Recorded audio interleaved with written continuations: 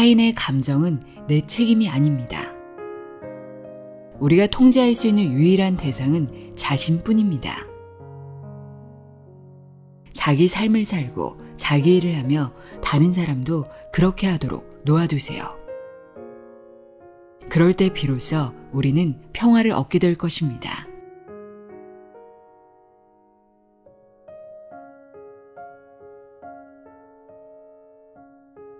안녕하세요. 나의 소리책갈피 소리내어 읽다입니다. 마음이 뭔가 불편하고 답답하고 두렵고 자유롭지 못하다고 느낄 때가 있습니다. 그런 순간들을 돌이켜보면 대부분 타인의 눈을 의식하고 타인과 나를 비교하고 타인의 말과 행동에 마음이 쓰이는 상태, 다시 말해 타인이 중심이 되었을 때 그렇더라고요. 여러분은 어떠세요? 오늘은 타인이 아닌 내 삶에 어떻게 대응하며 평화롭게 살아갈 수 있는지 이야기하는 책입니다. 미국을 대표하는 심리 영성 분야 작가, 세계적인 베스트셀러 작가인 캐런 케이시의 타인의 감정이 나를 지배하지 않도록입니다. 저자는 오랜 시간 타인이 보내는 외부 자극으로 자신을 판단했다고 합니다.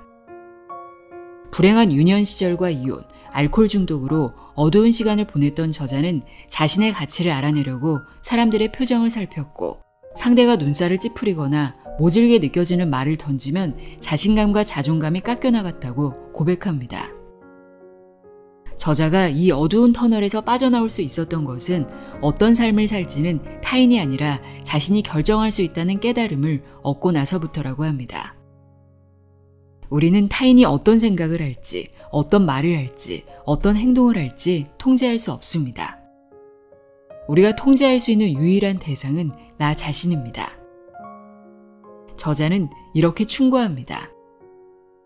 이제 타인이 아닌 나의 내면의 소리에 귀 기울이고 선택은 언제나 내가 하는 것이며 마음의 운전석에는 항상 내가 앉아 있어야 한다고 말이죠.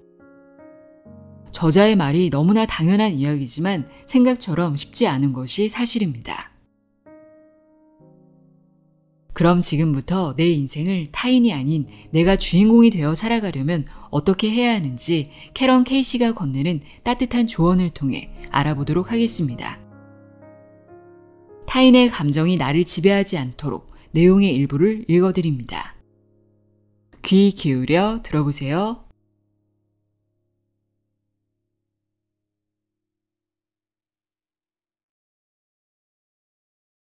타인의 마음이 아닌 내 마음을 바꾸는 게 빠르다. 나는 삶의 풍요와 평화를 찾기 위해 인식을 바꾸는 방법을 배우고 싶었습니다. 그러던 중에 헬렌 슈크만의 기적 수업이라는 책을 발견했어요. 이 책은 신비주의적인 메시지를 담고 있는 영적인 자기계발서입니다. 이 책을 통해 인식을 바꾸는 것이 어떻게 기적을 일으킬 수 있는지 알게 되었습니다. 책에서 말하는 기적은 우리가 상상하는 것과 다릅니다. 기적은 하늘에서 내려오거나 우연히 일어나는 일이 아니라 우리 자신이 만들어내는 일입니다.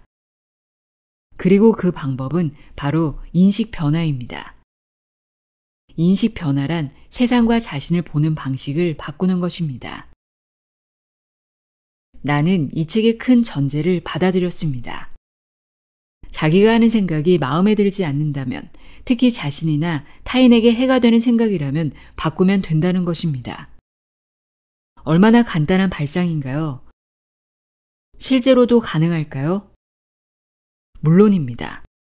물론 현실을 부정하는 상태로 살라는 뜻은 아닙니다. 나쁜 생각이든 좋은 생각이든 계속 품고 있지 않아도 된다는 뜻이죠. 우리가 어떤 생각을 품으면 그 생각은 힘이 세져서 우리가 하게 될 경험을 결정한다고들 합니다.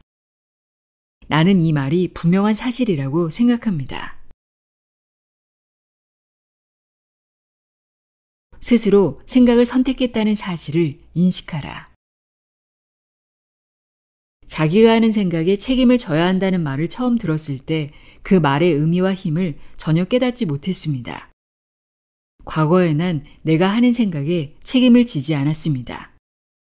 생각은 그냥 공중에 떠다니거나 타인의 행동이나 의견, 말등이 낳은 결과라고 믿었습니다. 하지만 이 책을 읽으면서 내 생각은 내가 선택하고 만들었다는 걸 깨달았습니다. 그 후로 내 생각은 내 책임이라고 인정하기 시작했습니다. 나는 내가 하는 생각에 책임을 지면서 삶이 달라졌습니다. 이전에 나는 생각에 책임을 지지 않고 30년을 넘게 살다 보니 자의식과 불안, 자기연민, 우유부단한 태도가 강했습니다. 늘 화가 났고 부당하게 대우받고 있다는 확신도 생겨났죠. 나를 계속 볼모로 잡고 있던 두려움도 자라났습니다. 생각을 바꿀 노력도 하지 않으면서 사람들과 마음을 터놓고 소통하며 배워야 했던 교훈을 계속 회피하고 있었던 겁니다. 하지만 내가 내 생각에 책임을 지면서 변화를 경험했습니다.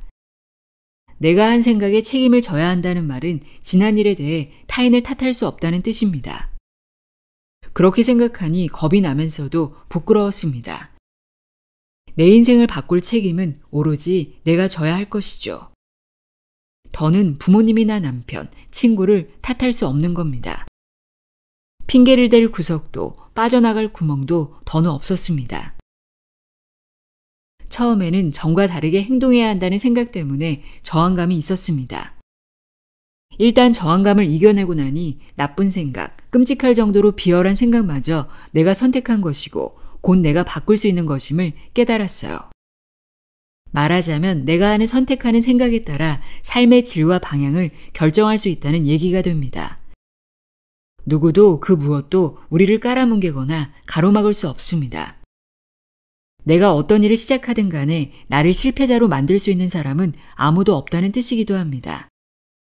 즉, 노력하는 만큼 현명해질 수 있다는 뜻이며 어떤 경험이든 도중에 바꿀 수 있다는 뜻입니다. 그저 마음속 생각만 바꾸면 됩니다. 우리가 하는 생각은 우리의 정체성과 인식에 큰 영향을 미칩니다. 우리가 어떤 사람이고 자신을 어떻게 인식하고 타인은 어떻게 인식하는지 매일의 삶을 어떻게 계획하고 경험하는지는 모두 우리의 생각에 달려 있습니다. 우리는 현명하고 신중하게 행동할 수도 있고 신과의 관계에서 힘을 얻을 수도 있습니다.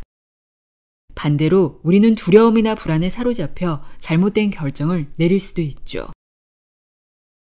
반복하겠습니다. 그만큼 중요합니다. 스스로를 신체적, 정신적, 영적, 정서적으로 어떻게 인식하고 있습니까? 또 타인은 어떻게 인식하고 있나요? 당신의 인생을 어떻게 계획하고 경험하고 있나요? 이 모든 것들은 당신이 하는 생각에 따라 달라진다는 말입니다. 마음을 가라앉히고 조용히 자문해 보세요. 당신은 현명한 편인가요? 신을 동반자로 느끼는가요? 아니면 두려움에 이끌려 행동하는가요? 생각은 우리가 인생의 동반자들과 어떤 관계를 맺는지에도 영향을 줍니다. 우리는 그들을 긍정적으로 바라볼 수도 있고 부정적으로 비난할 수도 있습니다. 좋은 기억도 있겠지만 흘러간 과거의 기억은 대개 도움이 되지 않아요. 우리의 하루는 기대하는 대로 흘러갈 가능성이 높습니다. 이러한 기대는 우리의 생각에 의해 결정됩니다. 현재에 집중하고 살아가려면 과거를 놓아주어야 합니다. 20세기 영적 지도자 에미 폭스는 나는 생각한다, 고로 나는 존재한다 라는 데카르트의 유명한 말을 변형하여 당신은 생각하는 대로 존재한다 라고 말했습니다. 이 말은 매우 깊은 의미를 담고 있습니다. 생각은 모든 것의 시작입니다. 생각하기 전에는 아무것도 존재하지 않습니다. 나는 폭스의 말에 이렇게 덧붙이고 싶습니다. 당신은 생각하는 대로 존재합니다. 자기 모습에 만족하지 못한다면 생각을 바꾸세요. 연장선상에서 말하자면 스스로를 어떻게 인식하느냐에 따라 내가 될 수 있는 모습이 달라집니다. 자신의 생각을 바꾸려고 노력함으로써 전에는 상상도 못했던 새로운 가능성을 열 수 있습니다. 이것은 우리 모두에게 적용되는 법칙입니다. 나는 평화롭게 살고 싶으며 그러려면 무엇을 해야 하는지 알고 있습니다. 당신도 그렇습니다. 믿으면 보인다. 같은 사고를 목격했어도 저마다 기억하는 세부사항은 매우 다르다고들 합니다. 사건 경위뿐 아니라 주요 인물까지 말입니다. 그래서 타인의 관점을 들으면 깜짝 놀라는 일이 많죠. 착시 그림도 비슷합니다. 그림을 보면 처음에는 한 가지 이미지가 눈에 들어옵니다. 고개를 조금 기울이면 다른 이미지가 나타납니다. 그러면 처음에 본 이미지가 진짜이고 다른 이미지는 환상일까요? 아닙니다. 한 목격자의 관점만 옳고 나머지는 틀렸을까요? 꼭 그렇지는 않습니다. 사건의 진상은 현장이 촬영됐을 때만 알 수 있을 겁니다. 여기서 중요한 점은 사람들은 자기가 보는 것을 끊임없이 편집한다는 사실입니다.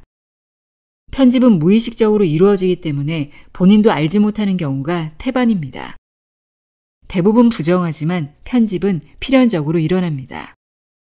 왜 우리는 사물을 있는 그대로 보지 못할까요? 이런 차이가 생기는 이유를 알려면 현재 순간의 경험만으로는 부족합니다. 우리가 아무리 현재에 살기를 원한다 해도 과거에 무엇을 보았는지, 앞으로 어떤 경험을 기대하는지에 따라 자연스레 따라붙는 선입견에서 자유롭기는 힘듭니다. 그리고 이 선입견은 현재 우리의 인식에 강하게 영향을 미칩니다. 변화가 꼭 필요한지 의문을 품는 사람들이 있겠죠. 내 생각은 이렇습니다. 얼마나 평화롭게 느끼는지가 중요한 기준이 될 겁니다. 만약 현재 상태에 만족한다면 굳이 변화할 필요는 없겠죠.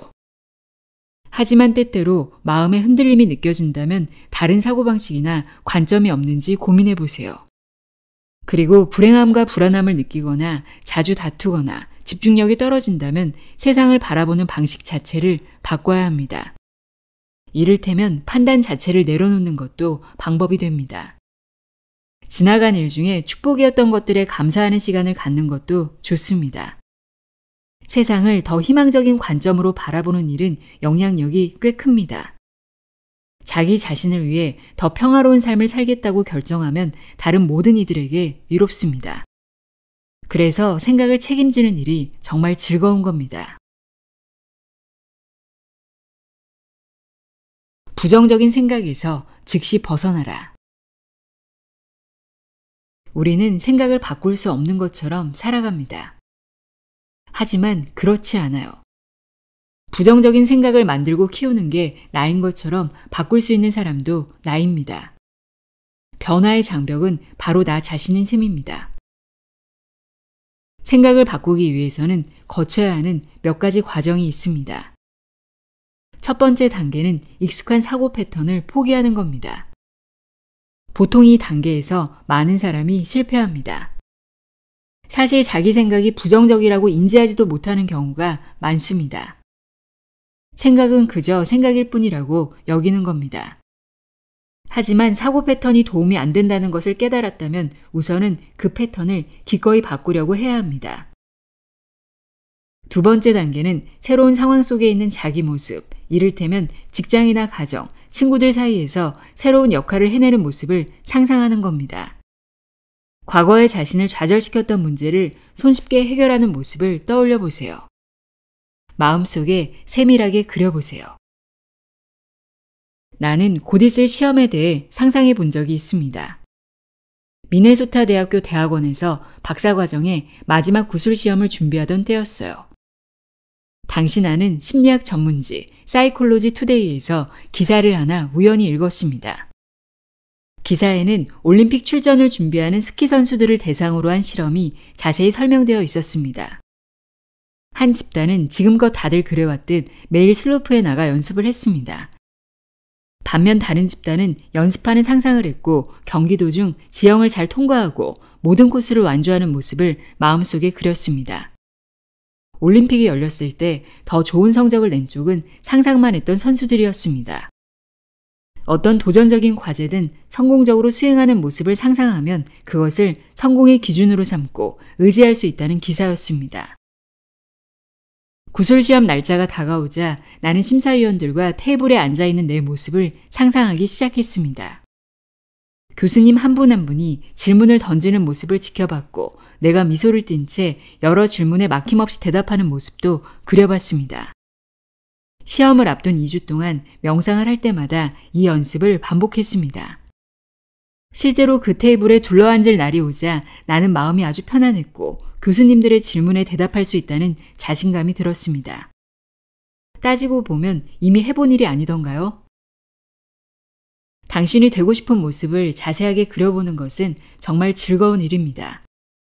반드시 해보세요. 상상은 우리가 되고 싶은 모습으로 성장할 수 있게 도와줍니다. 부정적 사고를 바꿔야 하는 마지막 이유이자 가장 중요한 이유가 있습니다. 부정적 사고를 바꾸면 우리가 주변 사람을 대하는 방식도 바뀐다는 겁니다. 타인에게 더 잘 대하면 그들의 삶만 바뀌는 것이 아닙니다. 파급 효과는 무한합니다. 타인을 종잡을 수 없는 감정이 흔들린다면 나를 잃을지도 몰라. 우리는 살면서 관심의 초점을 타인에게 두곤 합니다. 대부분의 사람이 그렇습니다. 때때로 타인을 소리내어 평가하고 비판하는 일은 또 어떻습니까?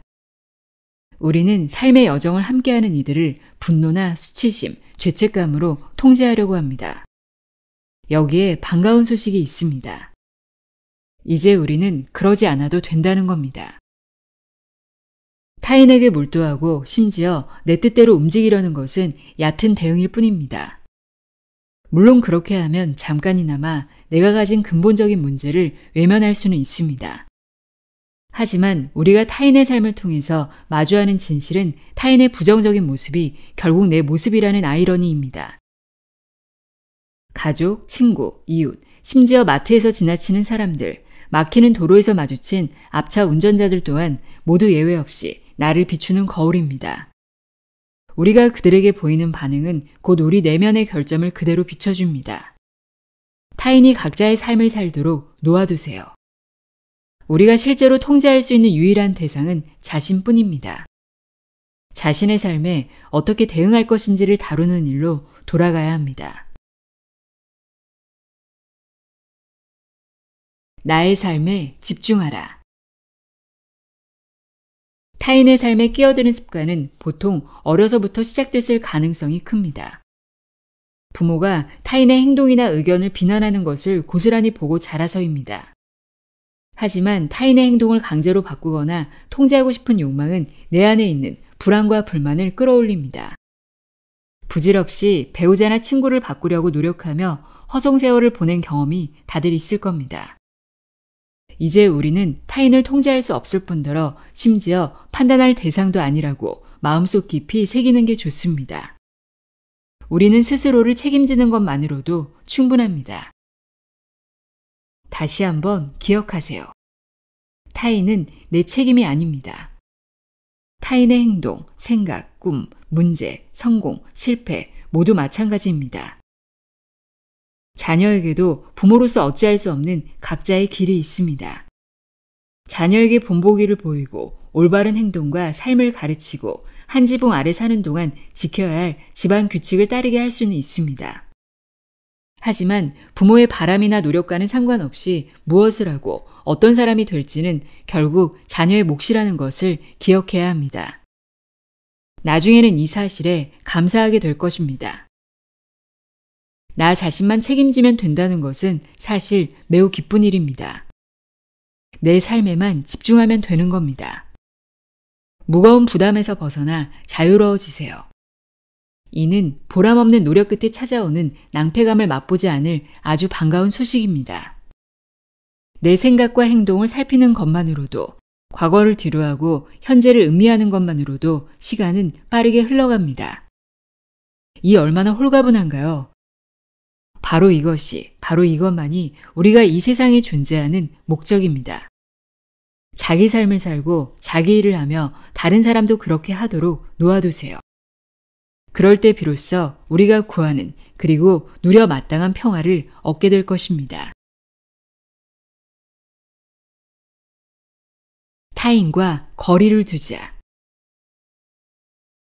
타인이 내 삶의 중심이 되는 것만큼이나 내가 타인의 삶의 중심에 서는 일은 자연스럽지 않습니다.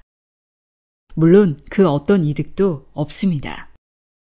귀중한 시간을 들여 내가 타인의 삶에서 어떤 위치에 있는지 혹은 그래야만 하는지 고민할 필요가 없습니다. 이 진실이 우리의 기존 인식을 흔들 수도 있겠지만 이제는 받아들이고 이해해야 합니다. 물론 사람들과 소통하는 것이 가치가 없다는 얘기가 아닙니다. 타인을 지레 멀리하라는 것도 아닙니다. 건강하지 않은 방식으로 의존하는 일이 없도록 타인의 생각과 행동을 무시하라는 말 또한 아닙니다. 조금 떨어져서 타인을 관찰하는 것만으로도 가르침과 깨달음을 얻을 수 있다는 말입니다. 타인과 일정한 거리를 두면 관계는 균형을 이룰 수 있습니다. 거리를 두면 어디까지가 내 책임이고 어디서부터가 상대의 책임인지가 한눈에 드러납니다. 하지만 타인에게 너무 다가가면 감정적으로 묶이게 될 수밖에 없어서 결국 균형감을 잃게 됩니다. 그렇게 되면 나의 내적 성장에도 부정적인 결과를 낳게 됩니다. 안타깝게도 타인과 얽히는 데서 안정감을 느끼는 이들이 있습니다. 나에게 끊임없이 관심을 주고 모든 행동을 함께하며 사소한 생각도 공유하는 사람이 곁에 있어주길 바라는 거죠. 하지만 그런 사람과의 사이는 관계라기보다는 의존이라 불러야 맞습니다. 진정한 평화로 이끄는 관계는 언제나 상호 의존적입니다. 그럴 때 우리는 각자의 삶을 귀하게 여기며 살 수 있습니다. 우리 인생의 동반자들 역시 그렇게 살도록 놓아두되 유기적으로 연결되는 관계가 우리에겐 필요합니다.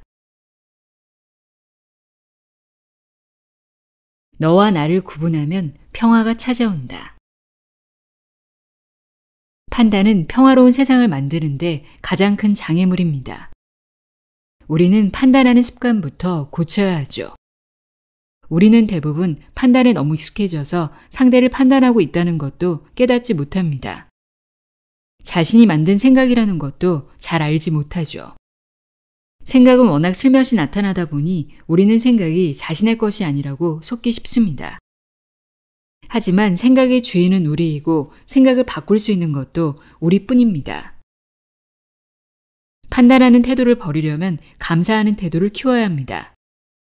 마음은 항상 무언가를 하고 있기 때문이죠. 감사하는 태도를 가지면 모든 상황과 내가 판단했던 사람들도 포함한 모든 사람들을 소중한 존재로 보게 됩니다. 무조건적인 사랑을 표현할 기회로 바라보는 겁니다. 판단과 사랑은 공존할 수 없으며 우리는 거의 둘 중 하나를 표현하고 있습니다. 우리가 아는 경험을 함께하는 사람들, 경험과 관련해 품게 되는 기대에 무관심하기는 어렵습니다. 사실 사랑을 더 표현하는 일, 무조건적인 사랑의 태도를 키우려고 노력하는 일은 이번 생에 주어진 진정한 과제입니다. 아무도 이 일을 대신할 수 없습니다. 아무도 이 일을 못하게 막을 수 없습니다.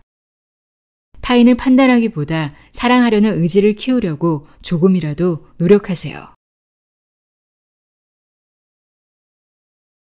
타인을 판단함은 나를 비추는 거울이다. 타인을 판단하는 일은 내가 나를 어떻게 생각하는지 보여줍니다. 우리는 타인을 은밀하게 판단하고 상대의 나쁜 점이 자신에게도 있다고 인정하지 못합니다. 판단은 사랑의 표현을 막으며 아무런 도움도 주지 않습니다.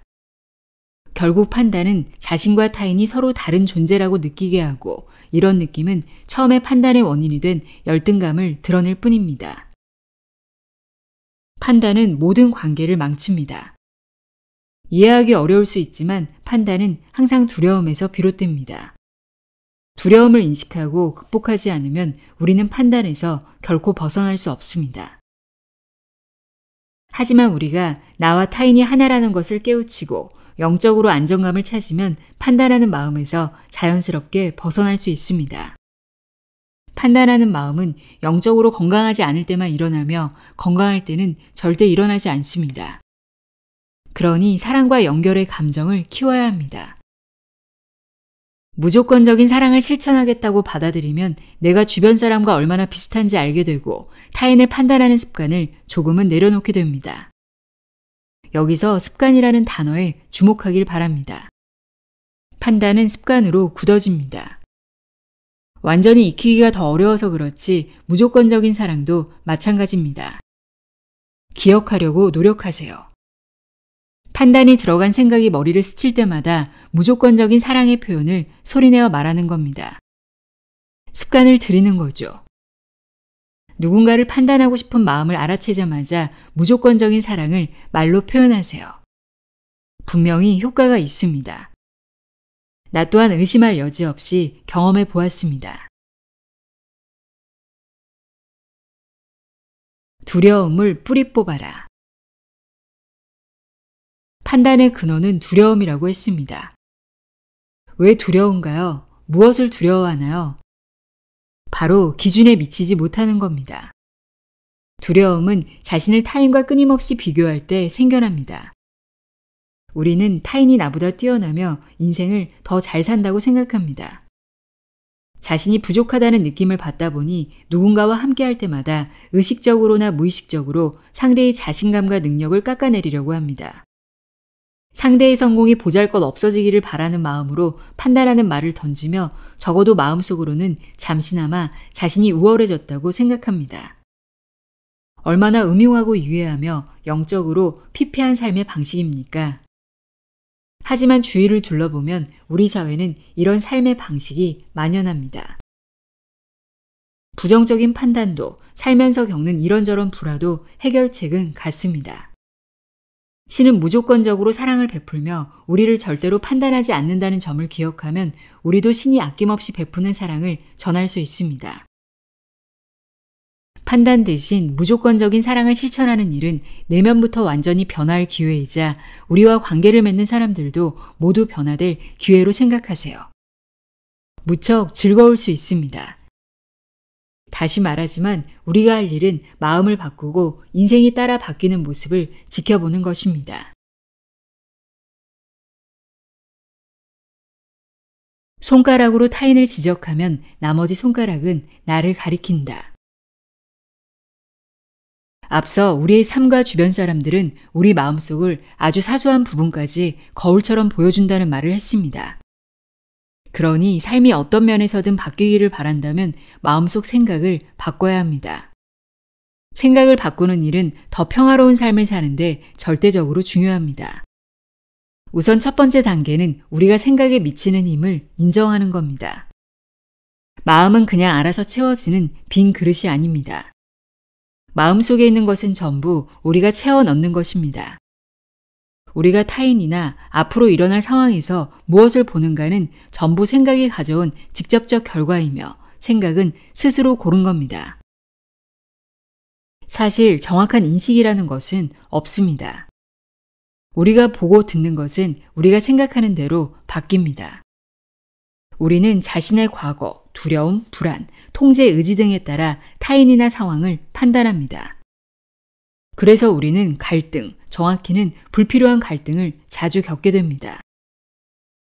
상대에게 잘못했다며 손가락질 할 때마다 나머지 손가락 3개는 본인에게 향한다는 말을 들어봤을 겁니다. 다시 말해 우리는 타인을 비난하며 스스로 부정하고 싶은 잘못을 투사하고 잘못을 부정하며 자신이 어떤 사람인지 책임지는 일에서 벗어나고 싶어 합니다. 다르게 살고 싶다면, 더 평화로운 삶을 경험하고 싶다면 마음을 사랑과 평화, 수용과 감사로 바꿀 의지가 있어야 합니다. 타인에게 집착하지 마라. 불안과 우울에는 많은 원인이 있습니다. 사랑하는 사람과 사별하거나 준비하지 않은 큰 사건을 앞두고 고통스러운 경험을 겪으면서 상황적 우울증이나 불안에 빠지기도 합니다. 때로는 이런 단기적인 증상 완화에 도움이 되는 약물을 처방받기도 합니다. 뇌의 화학적 불균형도 불안이나 우울을 유발하는 것으로 알려져 있습니다. 이런 경우 심리장애가 영구적일 수도 있어 장기적인 약물 치료가 필요합니다. 내가 아는 이들 중에도 자신의 질환에 효과적인 약물을 찾은 뒤로 삶의 모든 측면이 상당히 괜찮아진 사람이 많습니다. 요점은 이런 형태의 불안이나 우울은 치료가 가능하다는 겁니다. 아무도 고통받을 필요가 없습니다. 하지만 타인의 인생에 집착해도 우울하고 불안해질 수 있으며 마음을 바꾸는 간단한 행동으로 멈출 수 있습니다. 타인을 향한 집착은 우리를 현재에 살지도 자신에게 이익이 되게 행동하지도 못하게 합니다. 우리는 배워야 할 교훈도 배우지 못합니다. 타인일에 연연하면 신나거나 기쁠 수 없고 주변에서 전개되는 사건에 자신이 얼마나 큰 영향을 미치는지 인식할 수 없습니다. 끊임없이 타인과 자신을 비교하며 부족감을 느낄 때도 우울은 일어날 수 있습니다. 자아는 관계뿐만 아니라 가벼운 교류에서도 평온하기를 바라지 않습니다. 기분이 나쁘고 마음이 판단으로 가득하며 타인을 서슴없이 깎아내리거나 심지어 공격하기를 바랍니다. 자아는 우리가 충분하지 않다고 느끼게 하며 우울은 그것을 기꺼이 받아들이게 합니다. 앞에서도 말했듯이 타인의 활동이나 행동에 마음을 많이 써야 할 때도 있습니다. 예를 들어 상대가 자녀라면 말입니다. 하지만 타인 일에 마음을 쓰는 것과 사로잡히는 것은 매우 다릅니다. 아이들에게는 관심을 주세요. 집착은 전혀 필요하지 않습니다. 아프거나 힘든 배우자에게 애정어린 관심은 몰라도 집착 역시 필요하지 않습니다. 일에 집중할 필요는 있지만 일을 집으로 가져오는 것은 건강하지 않습니다. 우리는 날마다 힘을 회복해야 하는데 일을 하지 않는 동안 일에 집착하면 지쳐버리고 맙니다. 집착 때문에 지쳐버린 상태는 대개 우울을 유발합니다. 한 가지 확실한 것은 마음이 자기 삶의 기쁨이 아닌 타인에게 강박적으로 집중할 때 우울은 가까이 있게 됩니다. 이런 유형의 우울에는 확실한 해독제가 하나 있는데 바로 오직 현재에 살며 삶에서 받은 수많은 축복에 감사하는 마음을 키우려는 의지입니다. 타인에게 마음을 집중하는 경향에 굴복한다면 이런 축복을 알아볼 수 없습니다. 다행히도 축복은 우리를 기다리고 있습니다. 우리가 돌아갈 준비가 되면 축복은 언제나 그곳에 있습니다. 우울해하기보다 감사하는 편을 택하는 것은 아주 당연한 선택처럼 보입니다. 하지만 타인과의 관계 속에서 자신을 규정해버리는 이들에게는 어려운 선택입니다. 인생은 대부분의 마음 습관에 따라 설계됩니다. 새로운 습관을 기르는 일에 전념하려면 의지와 주의가 필요합니다. 하지만 보상은 엄청납니다.